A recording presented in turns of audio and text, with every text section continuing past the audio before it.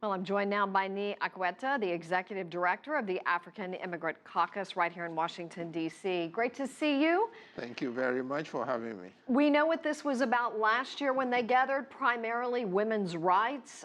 Terrorism has dominated concerns in Africa, and also a lot of people allegedly being involved in corruption. What will they be talking about this year? In fact, the theme that they have assigned themselves for this meeting is actually focusing on youth, how to, what they call, harness the demographic dividend by focusing on youth, investing on youth. But you are so right.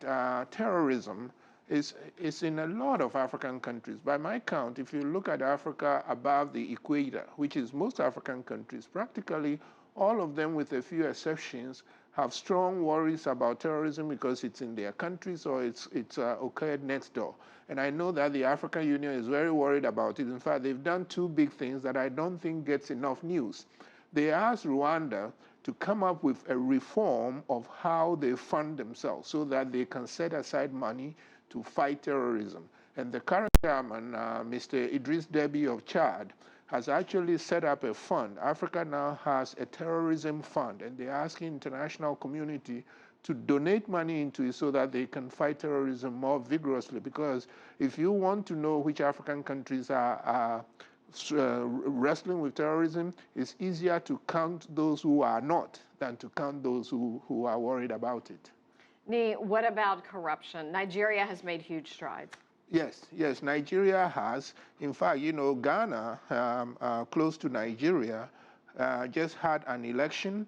Corruption was a big issue. So yes, corruption is a big issue all over the continent. I do think that it is, the other thing is, ordinary Africans are very insistent that their lives are not improving enough. They want democracy. So I think the democratic light is being shined more and more on corruption. But certainly corruption is a big factor, and Nigeria has taken the lead. President Buhari made it a campaign issue.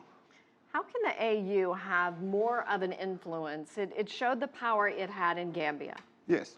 I think actually they should get more credit for it because the system that they have, there are about 6 regional economic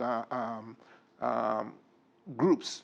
For West Africa is ECOWAS. What the African Union does is, when there is a problem, it takes a back step and follows the lead of the regional group. So in this one, ECOWAS played a great role. The chairman of ECOWAS, actually the chairwoman, the president of Liberia, President Ellen Johnson Sirleaf, was the one who pushed and pushed. She made at least 3-4 trips to talk to President Jammeh, former President Jammeh in Banjul, and then he brought along the rest of ECOWAS, Nigeria, Ghana, Senegal particularly.